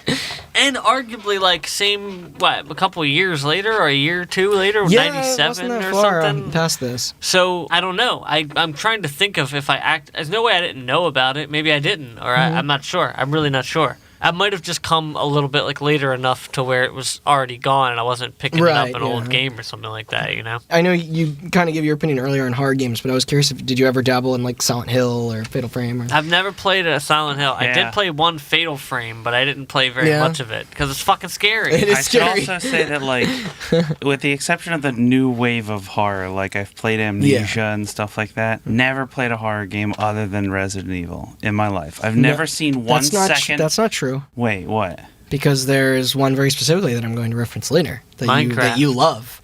Minecraft is a horror game. All right, well, we'll get there then. Okay. I'm talking about I've never seen or played a second of Silent Hill. Okay. I've never seen or played a second of. Oh, you're gonna talk about PT? No, okay, but that is. I've played PT. Yo, PT's a masterpiece. I think I do reference PT later, but I was talking specifically about Dead Space. Never. Oh yeah. I've never. Played... I know that's sci-fi action, but that game's still the first Dead terrifying. Space is scary. Yeah. It is. I forgot about that. They get progressively less. I know what you mean. You're thinking strictly horror, is Dino Crisis horror? I never played that. Totally also. Yeah. I would say it's Silent Hill. it's light though. It's light, yeah. Games that tend to lean on the sci-fi element are a little bit easier for me. I don't like the gory scary lighting kind of tension building. Granted, Dead Space, the first one definitely does build tension in a lot of spots. Got some crazy lighting in that. And I played Alien Isolation, which I guess could be considered a horror I love that game. Yeah. But I love Alien and I love sci-fi, and that I love sci-fi that'll too. trump the fucking scariness every time. I think by putting a sci-fi tint to it, the pace tends to get sped up a little bit more of a lot of stuff. They're a little less brooding in nature. Yeah. Maybe I don't know. I never played Silent Hill. Never played Fatal Frame. And never played Alone in the Dark. I played the remake of Alone in the Dark. That was a bad game. I remember that game. I played Silent Hills. I never played a Silent Hill, but I've seen them. Yeah, I played Evil Within. PT is phenomenal. Evil Within's Alan okay. Wake. That will come up. A horror game? That's more of a thriller, but yeah. Okay, here, this sentence will show how not okay I am with horror games.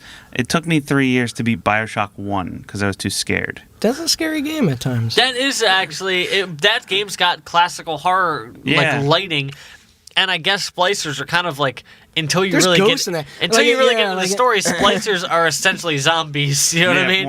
It is interesting to see when you think about how aesthetically different Infinite is and stuff like that. I mean, horror eventually. I think after this generation that we're talking about the PS1 and PS2, I guess those two generations, horror became more set dressing for games. You still have, but now you have a resurgence of different kinds of horror titles. A lot of horror titles stripped away combat to focus more on becoming merging walking a simulator with horror. Yeah. And I think some of those are much better than others. I'm not particularly a fan of Amnesia or Outlast. That's why Resident Evil 7 I think is Slender so sucks. good. Yeah, Resident Evil 7 because fucking Resident awesome. Evil 7 takes some of the stuff that PT was trying, and it takes a lot of the stuff from things like Amnesia and like Slender, but puts it all into a very RE1 framework. Like the puzzles and the inventory stuff is all very RE1. Familiarizing yourself with where you are. Because here's the thing, like, I find, other than PT, which is its own crazy, obtuse thing, like, I think that's one of the best pieces of, like, horror fiction. But, like, I traditionally like horror games that still have combat as an option, like Alien Isolation and, like, most recently, like, the Blair Witch game and stuff like that, because they're less stealth games and more survival games.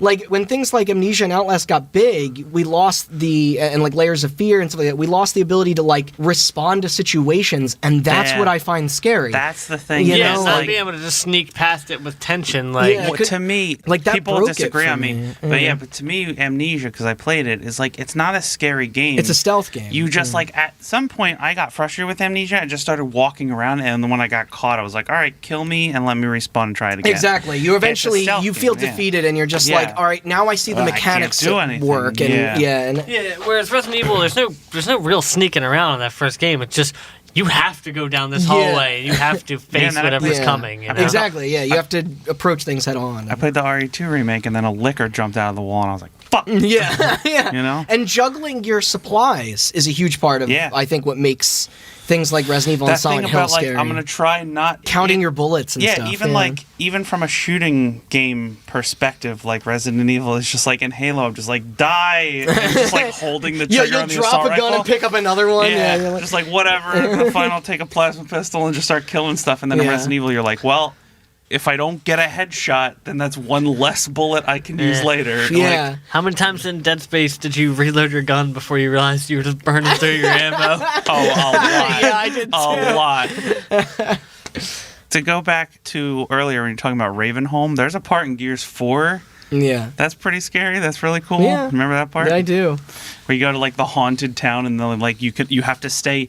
There's like some of the lights in the town are on, and they're like little spotlights, and you have to run in between them, because if not, the crows will get you. Yeah, it relies on games to have to get creative. Like, you know what I mean? Like, it's funny because, like, I think Soma is an incredible fucking game, and the monsters are the worst part. People literally modded the game to... That's how I played Soma. I know, because the story's incredible, and the setting is creepy, and scary. It's still scary because it's thematically terrifying. Like, what makes that game scary isn't like, I gotta memorize this AI's walking routine to get by them. That's not fucking scary. Yeah. What's fucking scary are the implications of like what consciousness means, and like losing your humanity and stuff like that's fucking scary. Like, you know, so I don't like this trend, and it's also become like combat is hard to program. Like, it's cheaper to make a game where that has less mechanics. And I'm not trying to like pick on small studios for approaching the topic of horror, but it's sad that I think during the PS1 and PS2 generation, it was a much more represented genre than it is now.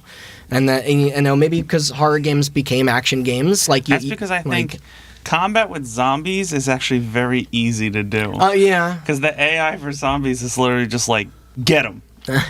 No matter what, run and get them. And I understand that like action horror titles eventually leaned too hard into action. You saw it later with Resi, but like I was a big fan of that's 6, right? The one where it's just like basically just a battle. It's an anime essentially, yeah. I liked Fear and Condemned a lot. I liked those games a lot. Fear. Yeah. And those games eventually did the same thing. Like, by the time you got to Fear 3 and Dead Space 3, they were just full-blown action games. Yeah, Dead Space 3 is just a big sci-fi action game. Yeah, which is fine, but, like, I missed that atmosphere. I missed that tension, you know? Like, Condemned is a fucking creepy game. Like, you know, but once you start giving the player more and more... Like, it's a hard balance. Yeah. You have to give players a certain amount of freedom, but not too much. Like, programming horror, it's never been more difficult to make people scared. And that goes for movies and stuff as well. Like, you know, it's... So yeah, it did not take long at all for Resident Evil to be a bestseller in Japan, the UK, and North America. No. The first title, or that first release, I should say, alone was said to have sold around 2.75 million, not only making it the top-selling PlayStation title at the time, but also the third best-reviewed game of the year, only behind the historic Super Mario 64 and heavily anticipated sequel Tekken 2. It currently sits at a 91 on Metacritic, while also receiving many Game of the Year acknowledgments, mostly all runner-ups because of Mario. I totally get it. Yeah, no, that's fair. That's a rough year to put out a game.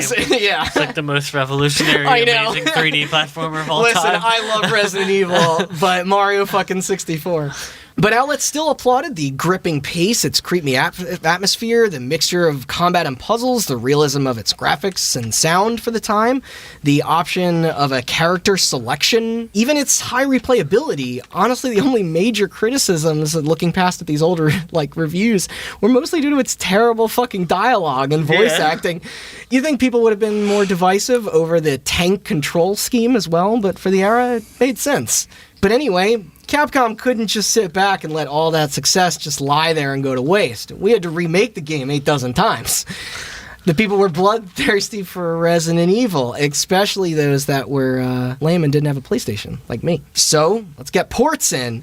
Windows was first, only hitting a year later. Seemed easy enough. They even added support for 3D accelerator cards as well, allowing for much sharper graphics than its console counterpart. Remember those? Yeah. 3D accelerator cards. Remember those? Plus, this version actually featured the uncensored footage from the Japanese version as well, with the intro being in full color rather than the black and white. Cigarettes in it? The cigarette is in it. Whoa. I guess there just wasn't really as much pressure on PC titles back then when you consider the size of the audience. Mortal Kombat and Night Trap weren't on computer or PC after all, so, you know. But yeah, they also added some new unlockable weapons and alternate costumes, as well as the inclusion of optionally skipping door animations. Interestingly, Yeah, we can do it faster on the computer, so... I didn't know this, by the way. This version was also developed by Westwood Studios, famous for their work on the Command & Conquer series, which I also loved. Also big fans of FMV. Yeah, that's true. Yes. Oh my god, there's so many actors, like James Earl Jones and like Tim Curry are in there. What's his name? The fucking... I think J.K. Simmons is in one. Not J.K. Simmons. It's another... George Takei. White bald guy. Oh, there are a lot of white bald guys. Michael Ironside? This port. Yes, oh, yeah, it was so. Michael Ironside, yeah. Voice of Sam Fisher. Yeah. In publishing that port in North America and Europe. So what about PlayStation's direct competitors, though? Well, at TGS 97, Capcom would officially reveal a version of Resident Evil for the Sega Saturn. Remember from Chris's episode, the Saturn was still kind of big in Japan as opposed to here. Yeah, very big. Yeah. However, according to Akio Sakai, the company's head of consumer software division, Capcom was initially sort of hesitant to port RE to the platform as the hardware wasn't not as ideally suited to the title as the PlayStation's was. This meant the port was going to take some time. Also, much of this unveiling was mostly overshadowed by the fact that Capcom was already showing a demo for the unnamed sequel on the PlayStation at this same event. Jeez. Unnamed? Yeah, I know. Yeah, they took some time really to come up with Resident Evil 2. But that Saturn version did eventually still come out and had its own platform-exclusive features as well. Although, speaking of RE2 and its high fan anticipation as well as fan frustration over its very publicized delay, our guys on the Resi team cracked an idea to hold folks over. Launch a director's cut off the best-selling first game and package it with a pre-release demo for 2. This time, with all the blood and guts intact, it'd be a perfect way to keep the train running. And this time, a whole pack of cigarettes. It's just one. A big fat cigar. Well, this version would release only a year and a half after the original in September of 97. Sorry, I think I might have forgotten that before, but that first release was just in March of 1996. So yeah, this was a pretty quick turnaround, and fairly uncommon in the industry to do something like this, although I gotta say, it definitely proved successful, with this edition achieving almost as much in sales again as the first, likely due to its uncensored label. Oh, probably, yeah. The only problem was, it wasn't uncensored at all. Despite the title being marketed as featuring the original unedited footage from the Japanese release, the FMV sequences were still fucking cut up. Capcom claimed the omission was a result of a localization mistake made by the developers, so their solution was to just offer the real intro as a free download from their website. They even had to change the box art right before it hit the shelves so it would accurately matched the description. Jeez. I had a friend who fell for this back in the day. That's why I had to put it in there. That's funny. Yeah, regardless, this version was still well enjoyed. They brought back the auto-aim feature that was initially removed, added a beginner mode, along with a new rearranged build to the campaign for those that were already so familiar with it. Kind of cool. But let's fast forward another year to when RE2 was now out and bringing Resident Evil fever back into the mainstream again. And what do you say we try another issue of 1, though? This time for all those sequel fans who were enjoying the PlayStation's new controller. Naturally, this last release of the DualShock 1 version. on the system would be called Resident Evil Director's Cut DualShock Edition, utilizing all the paddles, new feature like Rumble, and its now famous twin sticks. This third version was still edited, of course, but it did now... Another localization mistake, whoops. sorry. But it did now at least host an entire new soundtrack hosted by composer Mamoru Samuragochi, a man who falsely claimed to be deaf for most of his career, including when this was recorded. I believed before he was exposed, the media was dubbing him as the digital Beethoven. Oh, God.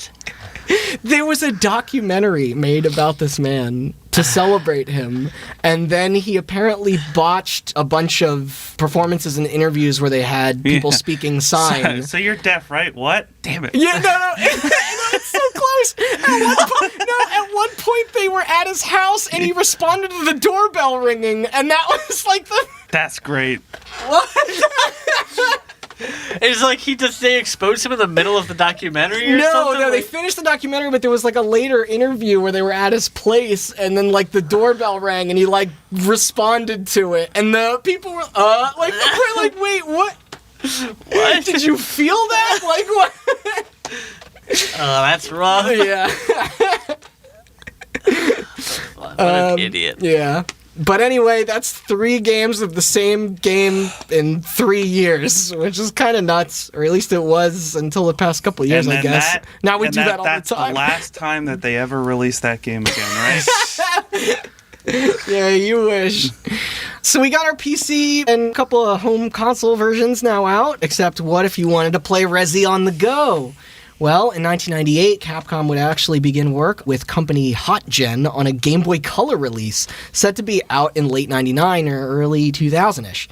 It was supposed to be anyway, but then the higher-ups decided to unfortunately cancel the project, citing that the port was of a poor quality due to the system's limited hardware. How the fuck were you that supposed? They're still like 10 years off of that like tech being available. Why were they trying that? But here's the thing, though. I watched videos of that like being played. Holy shit! Like this probably would have been the most ambitious release ever for that handheld. It's goddamn nuts.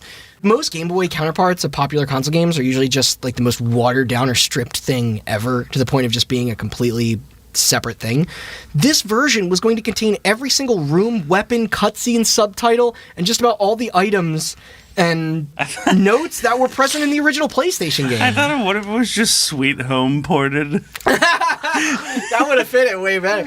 But honestly, like, it was probably all just too much work for them to go through with completing it. But it's interesting to see what could have been there. As somebody who didn't own their own PlayStation at the time, but did have a Game Boy Color, I would have killed for this to come. Yeah. This is like the actual game. Yeah. I'm watching it right now. It's like, fucking wild. Look at this. This is insane. It's That's on a goddamn Game Boy Color. It's like even the frames of animation on your character, you're moving in front of the backgrounds, the color background. Like I guess technically all you'd have to do really is do that. Just tone it down a whole bunch. I know, but that's the thing. I got to the point where they're like, this game's way too long, like, to do this shit. But it was fucking kind of cool. That is kind of cool. Yeah. But I bet you somebody could do it now in like a couple of days or a week or something. I would have fucking lost it if that happened. Because I had to go over to my friend's house and like play in his dark basement by ourselves in the middle of it. Like, I would have loved to have my own like version that I could play by myself. Even though playing it together was probably, him exposing me to this was the only way I would have ever been into it, because I was a scared little kid and he had access to stuff I didn't have access to. Oh, I'll watch horror games all day long. Yeah.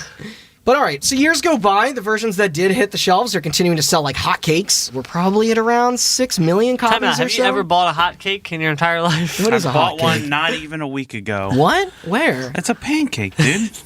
Oh, you're talking about like McDonald's calls their pancakes hotcakes? Yeah, it's exactly what I'm talking about. The other day I was at your house and I was very hungry. So like they sell like, all right, Like, that's what's all like hot And I left at 3 in the morning, and the only place that was open was McDonald's. At 3 in the morning? Yeah, they're open 24/7 by my house. And they have a limited menu, but it's all the breakfast shit and then like quarter pounders. I used to work near there at that shop right overnight, and kids would order like 100-piece nuggets at 2:30 in the morning. We did that when they had the 50-piece nugget box. Yeah. We were hanging at a friend of ours' place, and we went there and we ordered like 3 of them, and you just hear in the back of the kitchen like, fuck! It's the worst promotion for those poor employees. But we're 6 million copies at this point in our timeline. The series also went on to find even more success with entries like 2, 3 Nemesis, and Code Veronica. I think Code Veronica was Dreamcast. They released it as Code Veronica X, I think, later for GameCube and PS2. I remember seeing that on the shelves at Blockbuster. Yeah. But speaking of GameCube, in 2002, something fucking awesome happened. The top-to-bottom RE-make for the Nintendo GameCube was released. Is that just for GameCube? That purple lunchbox. It was exclusive to the GameCube for over 10 years. That's right. Why. Yeah. Okay, so it wasn't on the good consoles then. It wasn't on the bad consoles, no. As part of this was a part of an exclusivity agreement between Capcom and the Big N that would span 3 new games. Not to be confused with the Capcom 5. If anybody remembers that. How much money would you pay for a GameCube that played tapes? Ooh. More than now you you're think. Just picking on. Yeah. Did any of you guys recall the Capcom 5? I was excited about it. Is that Beautiful Joe, Okami? No, it was not Okami, but it was Beautiful Joe. It's one. Billy Hatcher and the Giant Egg. No, that was Sega. It was. What is this, like a compilation? It was like it was like a deal of exclusives made by Capcom for the GameCube. Oh, okay. So they had Beautiful Joe, which later I think came to the PS2. They had Killer 7, which also came to the PS2. I love Killer 7. They had Resident Evil 4, which eventually also did come out on other stuff. That was the big one. And then they also had a game called Dead Phoenix that was canceled. It was like a Sin and Punishment style game. And then they had Did anybody ever play Piano 3? It was a sci-fi... Piano 3? Piano 3. Yeah. It was a sci-fi action fighting dance game. I get that game confused. That stayed exclusive to the GameCube. I don't know why, but I get that game confused in my head a lot with Parasite Eve. There's a lot of Japanese imagery. I think it's just because they're both anime as fuck and they begin with the letter P. They are. Parasite Eve was about people that were spontaneously combusting. Yeah, it was an RPG at an opera house or something. Yeah, that game's crazy. Which one's the third birthday? That's Parasite Eve 3, right? Yeah, they made a sequel, but it was only for PSP or Vita or something. Yeah, I never got to play. Wait, what were the Capcom 3 then? I think those were they directly ported Resident Evil 2 and Resident Evil 3 and Code Veronica to GameCube, I think. So, the Capcom 8. Anyway, remake. For whatever reason, this publisher seemed to be the only company super dedicated into re-exploring older titles this way. I guess now, technically, you have the Final Fantasy VII remake going on right now. This is Square also. Whenever the hell that thing's actually going to come out, or March. Yeah, next year. March 2020. Well, I mean, whatever it's going to be anyway. Do we know that it's even the full game yet? It's reviewed well, and no, it's not the full game. It's not the full game, but the box does say Final Fantasy VII Remake, no Part 1 or anything. That's what I'm saying. Yeah, but it's only up to, I believe, the end of the first disc or around that area. It's the end of Midgard. I said okay, so that's not even the first fucking area. Not even the first Not disc, even the first What disc, the fuck? I think I said this in our E3 episode, was what if you never played, because I know a lot of people that played the RE remake and never played the original. Yeah. What if you never played Final Fantasy VII all the way through on the PlayStation? They're going to add more sexism to extend the time. No cross-dressing. But it's what if you bought this game and it just fucking cuts off and you're like, what? Where on the box does it say? Whatever. But it's going to be like a 40-hour game, dude. Yeah. You know all those times when you go between pre-rendered backgrounds, they're going to add an hour of gameplay in between each screen. Where you just walk through those rendered backgrounds, fully rendered. But this project was nuts because they pretty much built a whole new game from the ground up, except it would be faithful in gameplay and tell the same story. They, of course, redid all the visuals and sound to take advantage of the new hardware. They added tons of new elements and environments, including areas beyond the mansion that had to be cut from the original game. Yeah, it was like when they did Link's Awakening DX and they added the color dungeon. The color dungeon? Yeah. Like that. I hear that's in the new release as well. Yeah, I wouldn't know. I'm not paying $60 for a Game Boy game from before the year 2000. But what if it had frame rate drops? In listening, talk about double buffered VSync. But there were also extra modes and difficulties in here as well. The puzzles were even completely modified so that veteran players wouldn't already know all the answers to everything. For better or for worse, all the old voice acting was gone to make way for the newer and less cheesy, but still kind of cheesy, performances. The result was seriously lightning striking twice, doing the impossible, not only remaking a classic, but doing such a good job that your new vision becomes just as celebrated as the old one. They even shared the exact same Metacritic score. It's great. Now, I personally love this reimagining, probably even more than the original. It's gorgeous, genuinely scary, just so much more realized, too. I don't even care if it was just meant for the team to get familiarized with the console so that Zero could come out that same year. That remake is good. Yeah. I know we played through it, was it last year or the year before? Yeah. So you could say it? The gameplay's a little antiquated. Yeah. But it's an antiquated console, so... Yeah. No, well, we played through it when the remake got remastered. You have to make your controls half-baked when your console has a handle on it. Fuck you! Wait, is that a reference to that you'd have to bake the console? Every console should have a handle on it. No. But this was a masterpiece of its time. But honestly, this was probably tied with my favorite remake ever, with maybe Metal Gear Solid Twin Snakes and the series' own Resident Evil 2 just this year, to be tied with it. That RE2 remake is phenomenal. Yeah. Everybody listening, go play it if you haven't. Make it your spooky game. Me and us talked about this before, though, how there are straight-up ports, HD remasters, and then, full-scale things like this. I really wish more games from that era would get this kind of treatment. And then sometimes they port the PC version of RE4 to the Xbox One, and it doesn't have subtitles. Yeah. Sometimes they port the PC version of Jedi Outcast for the Switch and forget to put auto-aim on a console that has the worst joysticks ever. Jeez. Shut up and play Tetris 99. All right. Hey, you can't even play Jedi Outcast on Switch. You can't invert the look because it's a port of the PC version where you can't do that. I mean, you should be able to invert the look on a mouse even, but whatever. Bad game. You keep on flying planes. That is rough. That is not a bad game. That game rules in 2002. Sure. But anyway, the RE make would shatter critical and fan expectations, but not so much the commercial goals, which is why they would just reissue that 1-2 in the spirit of the first game, right? Yeah. They ported to the Wii in 2008 if you wanted to control the game like an idiot, and then again, except this time, to more competent high-definition platforms in 2015 for the PS3, like the Wii U. PS4, Xbox 360, Xbox One, PC, not Wii U, and they even updated the controversial tank controls, allowing the user to switch between that and a more modern playstyle. That's weird. The one we played. Yeah. I think tank controls are fine. They don't bug me. No, they don't really bug me either. Retrospect. Now, when I was playing that, we were playing it with a group of people and passing the controller back and forth. I really wanted to switch to... I think the tank controls probably work better for that than the fixed modern camera. one, yeah. The modern ones, yeah.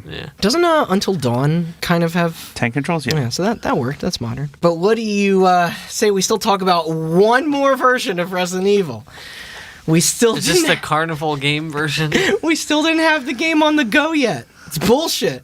That's why I thought you skipped this one. That's I was about why to bring it up. In 2006, for the landmark title's 10th official anniversary, a handheld port would be developed for the Nintendo DS, it being called Deadly Silence. You get it? Deadly DS. Silence, DS. It's fucking stupid. They did it with a bunch of games back then, like Advance Wars Dual Strike and Castlevania Dawn of Sorrow. You saw that a lot. There was a Full Metal Alchemist game I bought for DS that had DS Dual Sympathies. That's something stupid. like that. And then you also have like Kingdom Hearts Dream Drop Distance. That's 3Ds because it's on 3DS. Mm-hmm. Chris just falls out of his chair. Just explode. But yeah, this version would commemorate the PlayStation game with a classic version, while a new Rebirth mode would take advantage of the DS's specific features like touchscreen sequences and even moments where you would have to blow into the system's microphone. Those are whatever, but Resident Evil is still not yet uncensored. They fucking did the same thing with the intro again. That was the first version I played. That had the black and white opener on a tiny Silence. screen. I borrowed Deadly Silence from somebody, or like I was at their house and they let me play it, and then I went to buy it, but it was like, I think this was like 2008, so the game was out of print. Yeah, that's why it was hard to find. DS games that go out of print end up costing triple. Hey, so it was like a $50 game at that point. Side note, you remember when they made Resident Evil Revelations on 3DS and they spelled the game wrong on the box? Yeah, I have that box. Yeah, the misprint one, Revelations. Revelations. Yeah, that's great. I have that one. But there it was. Resident Evil was finally there, available for those not wanting to use a TV. Are they going to put it on my phone? I don't know. It's a good question.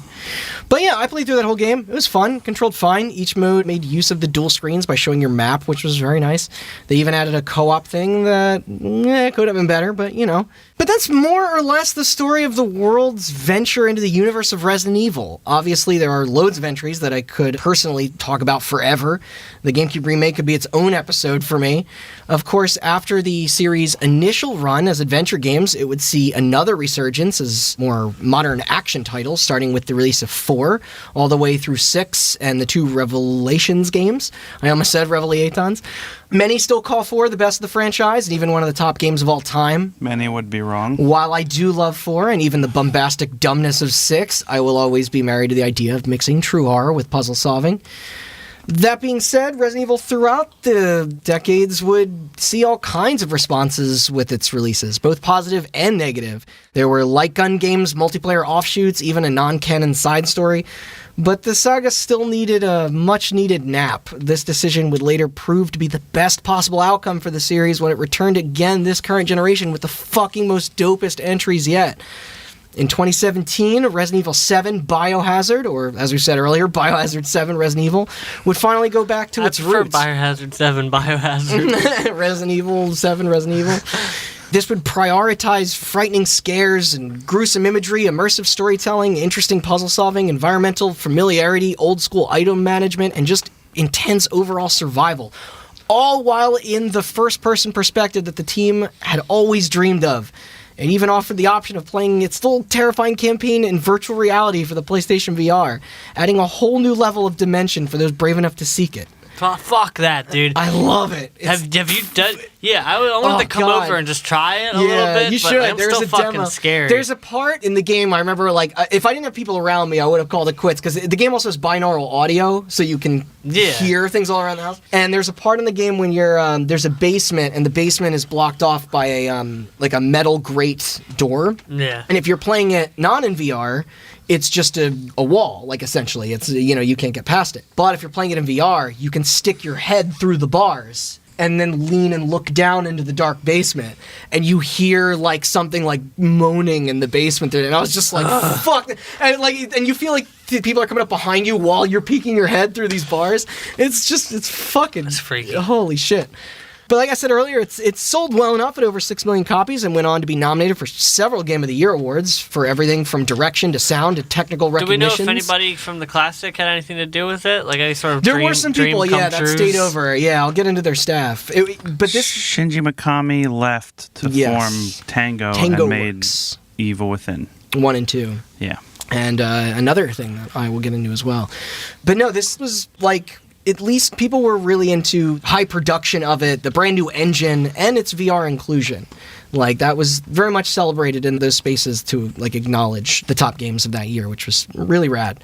Yeah. Sorry, I know this episode is more about RE1, but 7 just made it feel like the way I felt playing 1 as a kid again. Full circle, like, it makes sense. It just felt so pure to me. I can see why so many people compare it to that first game in so many ways, like Austin said. Yeah. Now, riding high from that release and not wanting that magnificent RE engine to go to waste, Capcom fired another hit out just 2 years later with another full remake, as we brought up earlier, this time of the beloved Resident Evil 2, which was also on the PlayStation, this one back in 1998. I won't spend too long on this one, but I would be remiss if I didn't at least bring it up, as it still is currently the most highest rated title of this year. And it's really killer. Everybody should play it, whether you experienced the original release or not. It is a little safe. They ditched the first-person format to have 2 play more like 4, but it feels fucking great. It looks fantastic. The puzzles and scares are all there too. It's super fun. But with the series being back in people's good graces again, I enjoyed 6, but, come at me. As well as the sales charts. Oh, well, later. It's nice to see this groundbreaking 1996 release continue to be honored in a new renaissance. However, before we go, let's just one last time look back at that first game to see where it now lies in a 2019 reflection. For those looking to play it, and not the remake for whatever reason, it doesn't appear to be too difficult or expensive to find or emulate. A version of the Director's Cut does appear on the PlayStation Classic Micro Console. Yeah, those are like $5 now. Yeah, for those seeking that. Yeah, they're really fire selling that fucking thing.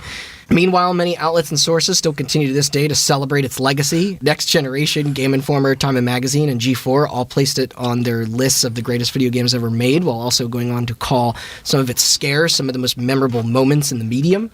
They even credit it once again for coining the survival horror term used to describe titles of the nature. Retro Gamer also voted it in their top games as well, adding that the shock, surprises, and perfectly poor B-movie dialogue makes Resident Evil the gaming equivalent of a Night of the Living Dead. Very high praise for the man who wanted to take a whack at the Romero setting himself to begin with. Yeah. Which, speaking of, where is our crew at these days? Well, most of the members would later go on to become a part of Capcom Production Studio 4, while Austin said director Shinji Mikami, he went on to create loads of other awesome works before starting his own company. He worked on Devil May Cry, Phoenix Wright, Steel Battalion, Killer 7, God Hand, Vanquish, and then in 2010, that's when he wanted to open his own, Tango Gameworks. Tango Gameworks. Yeah, he wanted to launch his own studio. They went on to make the 2 Evil Within games, which are alright, but they are also currently working on that Ghostwire Tokyo game, which looks real cool. Which looks cool, yeah. I remember seeing that. I'm interested in seeing more of that a lot. Producer Fujiwara, unfortunately, has fallen off the map a little bit, with his last known works being Bionic Commando Rearmed and that Mad World game for Wii. Apparently, he did have to take a break from the industry due to health reasons, but I do believe he is feeling better and coming back to it again, which is cool. As far as I know, most of the other big names are still sticking to the series strong, but I do believe that is our story for today. Thank you guys so much for letting me get that all out. I know tons of it probably came off as me fanboying out a bit, which is funny because there are plenty of bad Resident Evil games out there too. Even the ones that I talked about today that I still love have problems. None of them are perfect. They're not Tetris. Wow. Okay. I like Eternal Darkness probably even more than both versions of 1. I like Dead Space more than 4. I think RE7 and PT are kind of neck and neck to me. Not that they are directly comparable, but...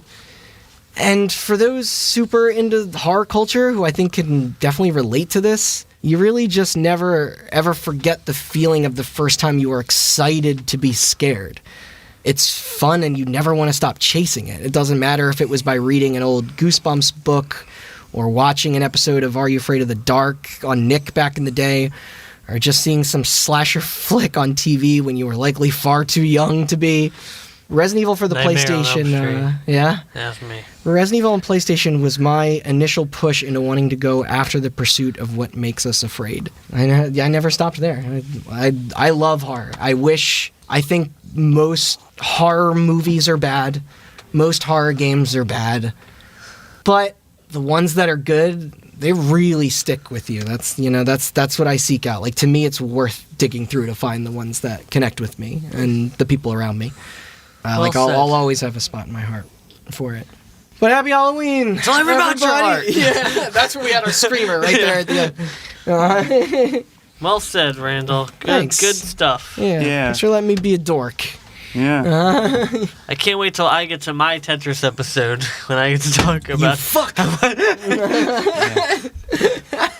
Tetris was graded by Joseph Stalin as a torture device for captured Americans during the Cold War. I've been doing research. That is not true.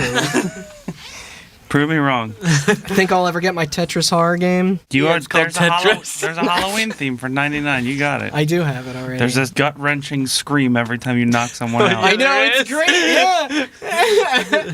That's what I want a battle royale game to be. Play us out on the Moonlight Sonata. This was Halloween. If you guys like this sort of monthly theme thing, we're only going to do it once a year, so, get over it. Are there any Thanksgiving games? Yeah, nothing worth making a whole theme out of it. No! No. What about Christmas games? There's a couple of those. Are there? Are any of them good? No, probably No. not. Elf Bowling, remember that?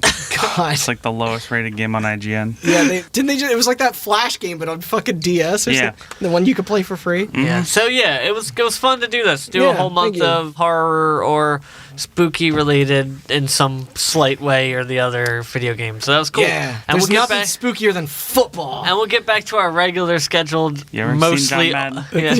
yeah, our regularly scheduled, mostly still unnerving and spooky, weird stories that are indistinguishable. Yeah, we just had as to the year like, continues. we just had to decide on these. There were other Yeah. spooky, scary Yeah, stories we're we didn't going even get back to. from ghosts and zombies to capitalism. I can't wait Yeah, this was a nice break from. from real fear. Yeah. Yeah.